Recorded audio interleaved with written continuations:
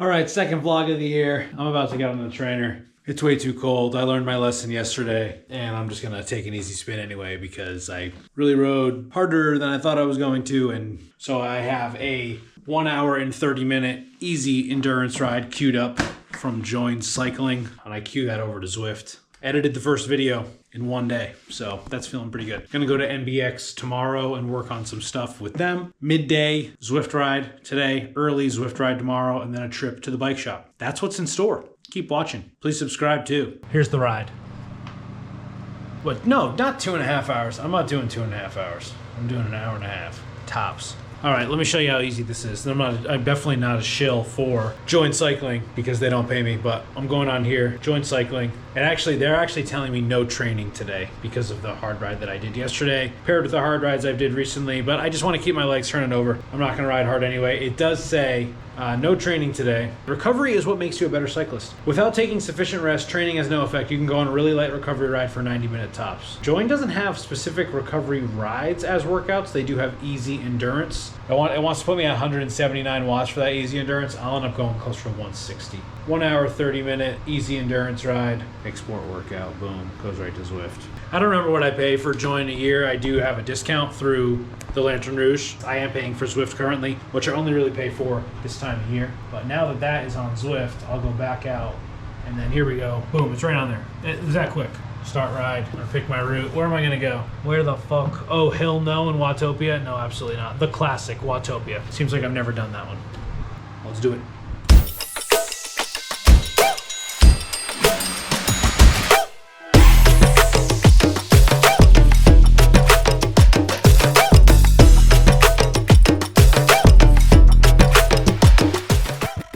Okay, so Zwift crashed maybe like 4 minutes into my first ride, my first attempt. I'm 6 minutes into the second. I don't think the first one recorded. Doesn't really matter.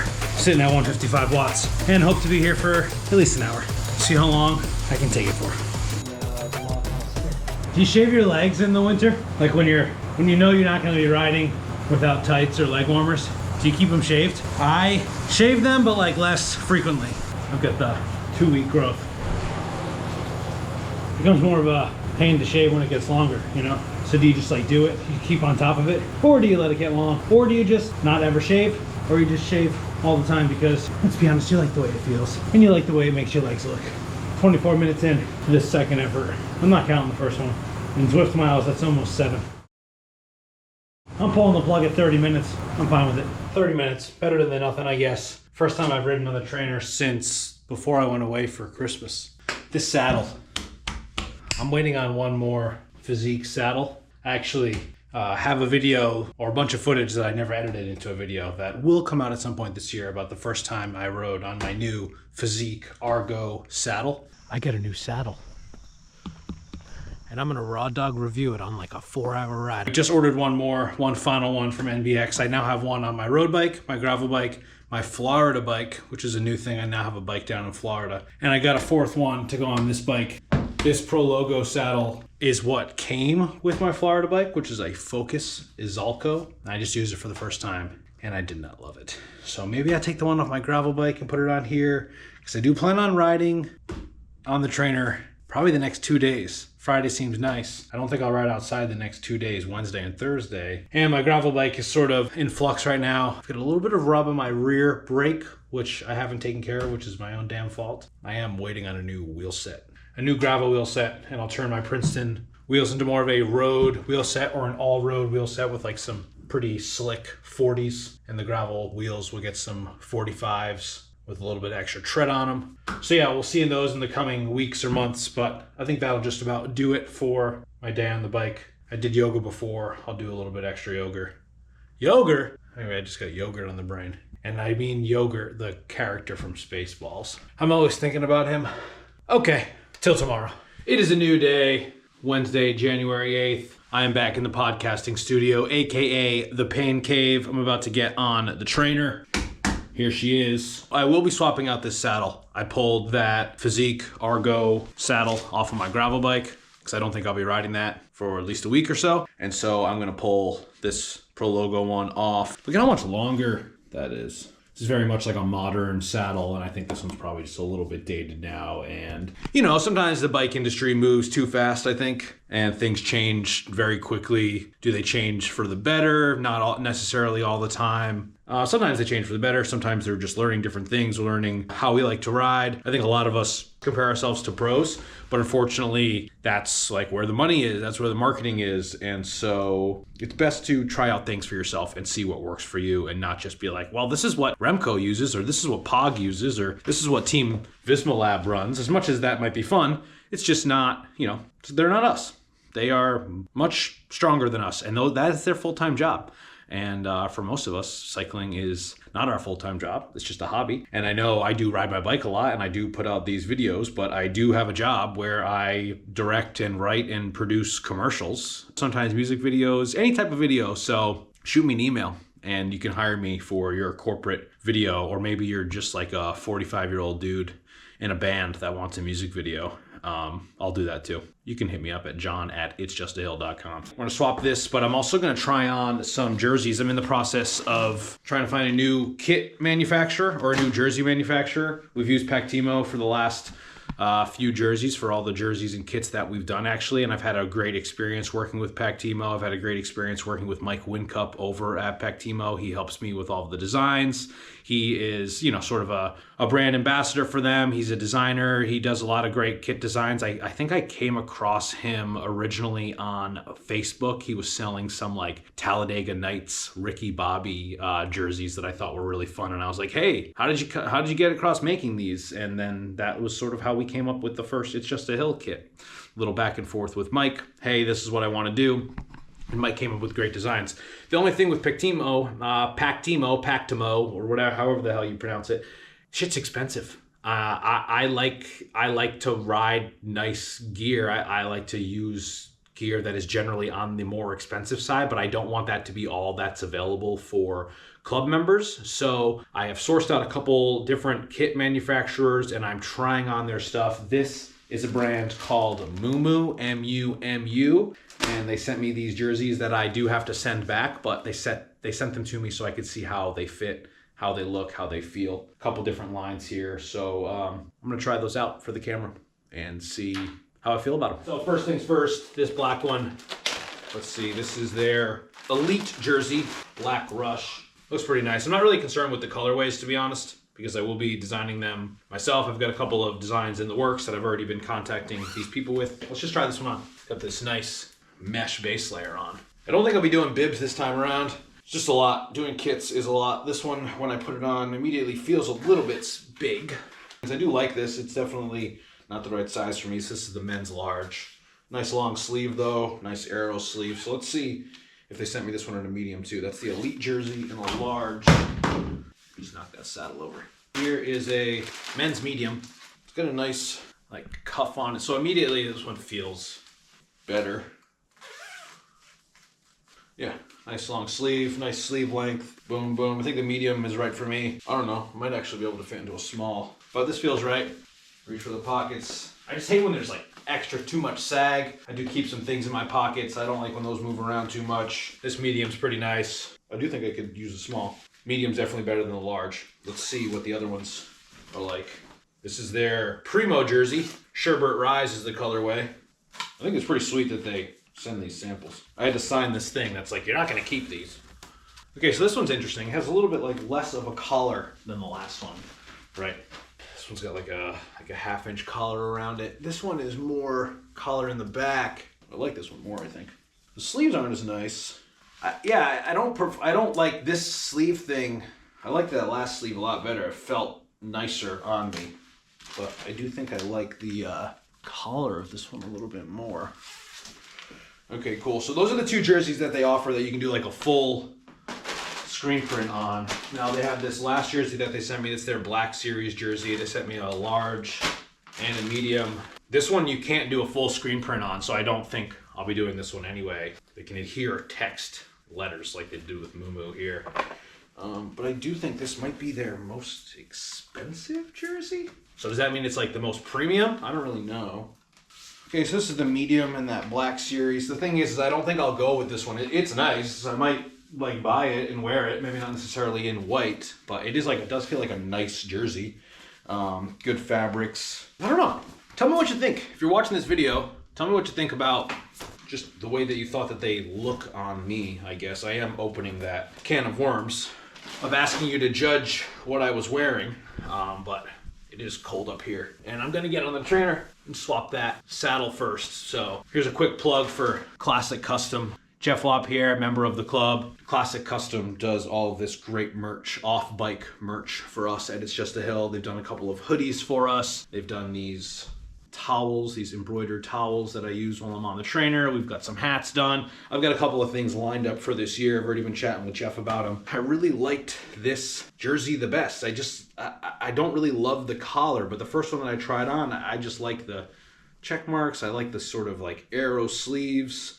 It's got a nice reflective bit on the back, 3 pockets. I think the other one is probably 3 pockets as well. This one definitely seems lighter, this like sunset rise. This one does have a zipper pocket, which is nice if you want to keep like a key in there or something that you really don't want to lose. Nice and reflector on the back here, some stretch. So yeah, I don't really see much Mumu gear out there. I've never run it myself. They did send me some bibs as well, but I don't think I'm going to be going with custom bibs this time around for the club kit. I'm going to review the footage myself, see what I like the most. But yeah, I think that's just a little peek behind the curtain of running a cycling club and trying to design kits and trying to make sure that there's enough like variety for people to want to wear them, but also not break the bank. Cycling stuff is so expensive, and $200 jerseys are just not affordable for most people.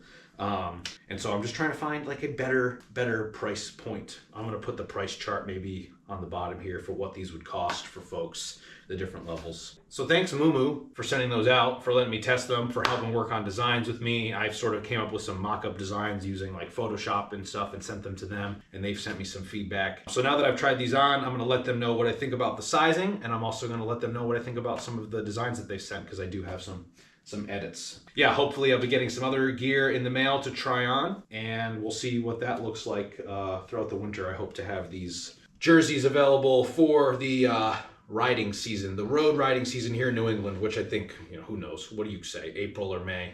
I ride my bike all year round.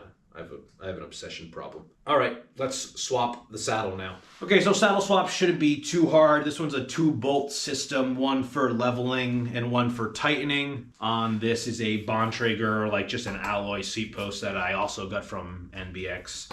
I used to ride this bike all the time. It's a Look 785 Uez, like Alpe d'Huez RS.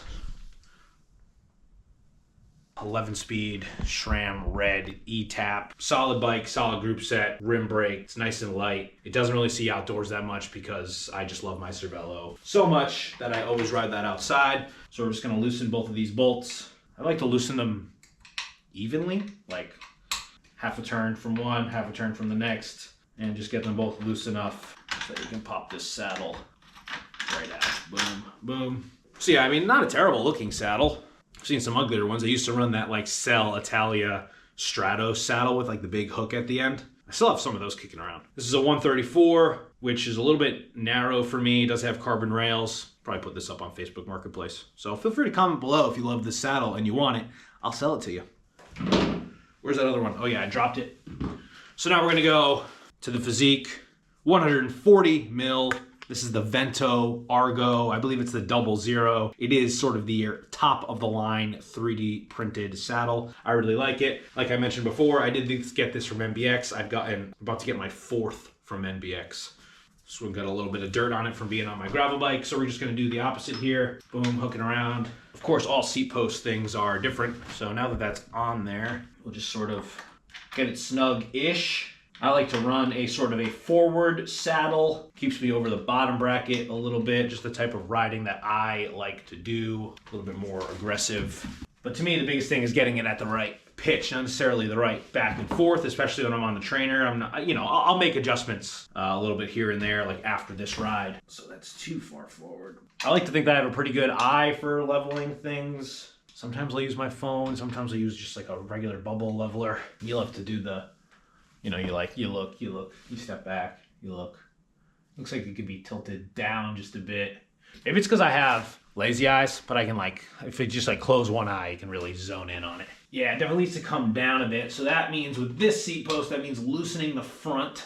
No, I'm sorry, tightening the front. Because when it tightens the front, it pulls the front down. If the back is too tight, you just loosen the back a little bit and then go back to the front. Tighten that up. Looks at a much better angle for me now. So then tighten up the back to make it snug. Similar to the way I did when I loosened them. A little bit at a time, a little bit of front, a little bit of back. I'm not really concerned about torque specs on this. Even though it's always good to use a torque wrench. I have a nice Tecton one. I know Pro Tools makes a good one. Is that what it is? Pro Tools? No. Park Tools, that's what it is. Pro Tools is an audio editing thing. All right, so there you have it. This saddle is now on. It's nice and snug, and I'm gonna get on the bike.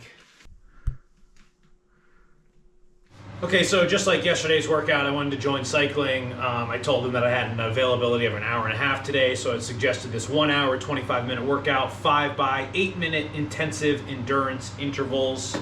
So I've already pushed that over to Zwift. Here I am. Yeah, let's go.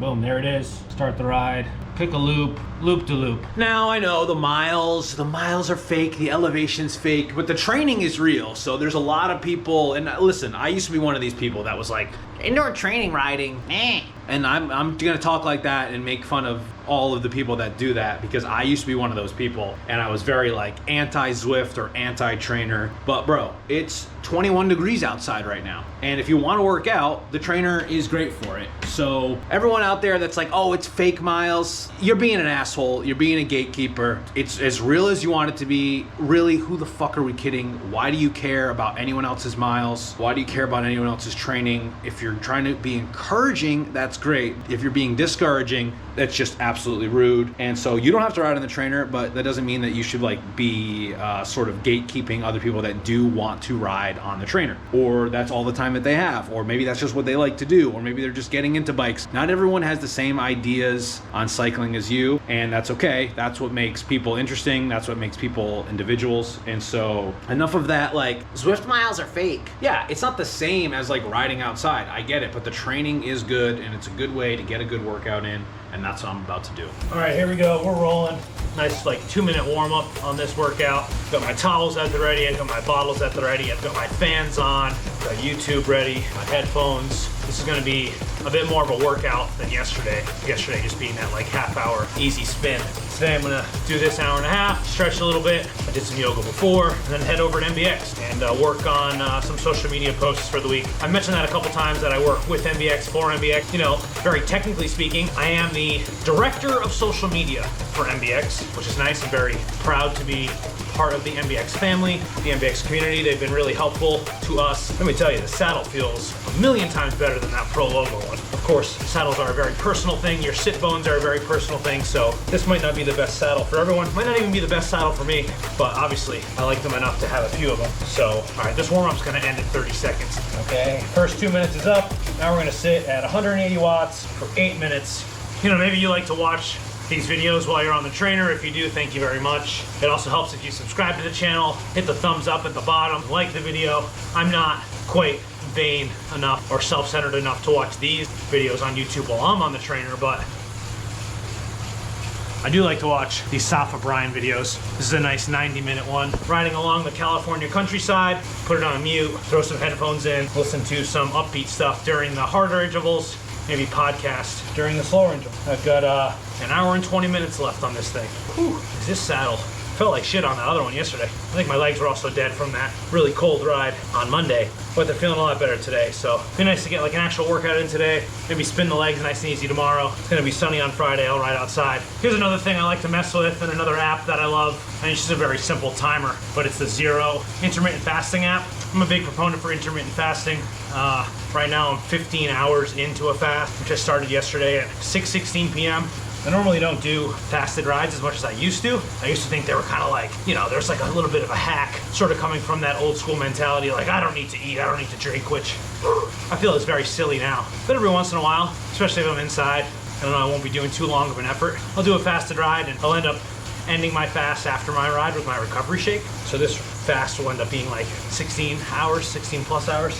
I don't think fasting is for everyone, but I do have a self-control issue when it comes to bikes. It's not the biggest problem in the world. When it comes to food, it's a bigger problem. But I do have an addictive personality, and I could see myself, you know, relying on certain things like I do with the bike, but I don't think it's a secret. Riding your bike is a lot healthier than drinking alcohol or smoking cigarettes. Got 2 minutes left in this 180 watt segment, 180 watt interval, and then I'm gonna turn it up. So I'm gonna take the hoodie off and ride a little bit harder. All right, here we go. Not a super intense interval, just intensive endurance. 205 watts for 8 minutes, a little Christopher Cross, Ride Like the Wind. Because I mean, how could you fucking not? For those of you who don't know, Christopher Cross, this album, it's really not that great. There's 2 great songs on it, but the background vocals on this song are by my white bearded hero, Michael McDonald, who was absolutely killing it in this era of music, doing background vocals on Steely Dan, Peg, one of their best songs ever. So I feel a little bit like Christian Bale in American Psycho, talking about music. Yeah, but hold on, the chorus is coming. Gonna ride like the wind. I think we rinse and repeat that 5 times. I don't know, I said it at the beginning. 1 hour and 6 minutes left. So 1 hour and 6 minutes of trying to distract myself from the fact that I'm riding a bike inside. And even though I'm listening to songs like Ride Like the Wind is artificially made by fans, I'm not really complaining. I'm lucky enough to be able to be healthy enough and have enough time to ride my bike as much as I do. And like I said, I got a 700-hour goal. I've got some big things on the horizon. I'm already signed up for a couple of events, like the mixtape, D2R2, 180K. Also hope to do Greylock again this year. Might do Natchog, Farmer's Daughter. Definitely not doing the Overland.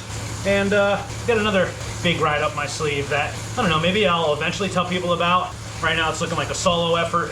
And right now I'm trying to keep it under wraps. Just as far as the general public is concerned, I guess. I don't really know why, but I'm sure I'll tell you all eventually before it happens. All right, 3 more minutes of this pace, then back up to the 205 watts.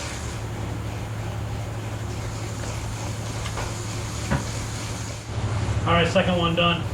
Had to turn my fans up, turn this fan on. Sitting back now at 180 watts for 5 minutes, 3 more intensive endurance intervals at 205 watts. 32 minutes in, 53 minutes left.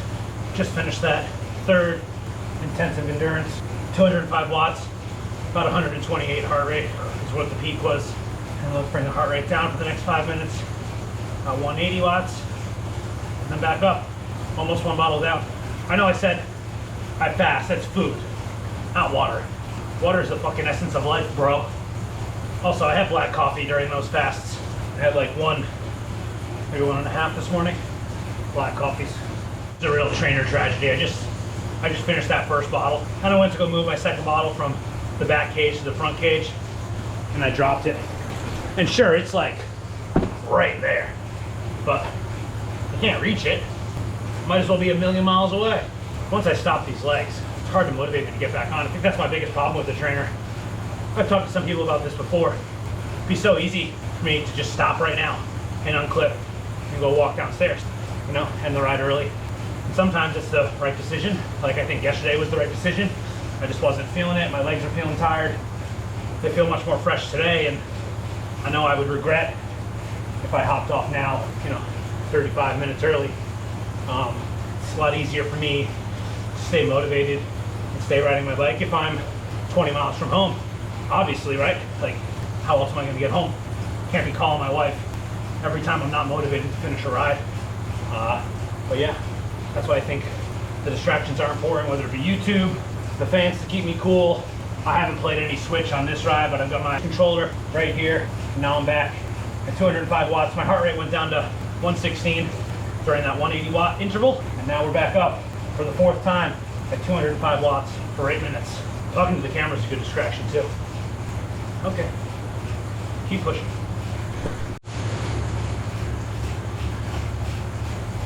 Okay, second to last endurance interval done. 1 more to go after 5 minutes at 180 watts. I know I said it already. This saddle works for me so much better than that Pro logo. Actually, just like I feel very comfortable on the bike, which inside, outside, I know, super important to stay comfortable, keep yourself motivated to ride, right? If you don't like getting on your bike because it's not comfortable, you're not gonna wanna ride. Same thing can be said for like looking at a bike that you wanna ride. I really don't give a shit when anyone else rides bike-wise, but like I like my bike to personally be dialed in such a way that when I look at it, I'm motivated to ride it because I think it's a beautiful machine. I think it's set up nicely. It's nice to look at. It's nice to ride. It's nice to sit on. All of those things help keep me motivated.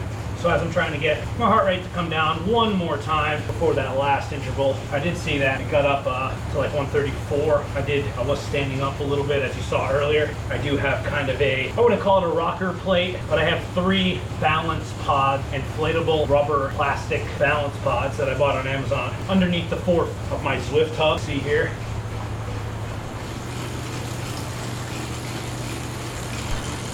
I've had this set up for about a year now. I want to say I bought these last year. Last year was the first time that I didn't reluctantly sign up for Zwift. Sort of, it's always a seasonal thing. I don't keep my Zwift membership during the spring, summer, and fall. But last winter I was like, I'm buying the Zwift hub. I had a wheel-on trainer that I didn't like. This one is like the original Zwift hub. So it's not super fancy with like the no cassette thing. I could upgrade it if I wanted to. But right now I feel pretty good about it. Keeps me motivated enough to do rides like this, but definitely not trying to break the bank with the trainer setup. I know some people have they've got like the full Zwift bike, or they have those Wahoo bikes, indoor full trainers. Maybe someday, especially if it's something that my wife and I might want to share. A lot easier to dial in the sizing on some of those just like fully indoor trainer bikes, like from Wahoo or Garmin. I think Garmin makes one. All right, heart rate down to 114. 1 more minute left at 180 watts. 24 minutes total. It worked. Not super fun, not super exciting, but it does the job.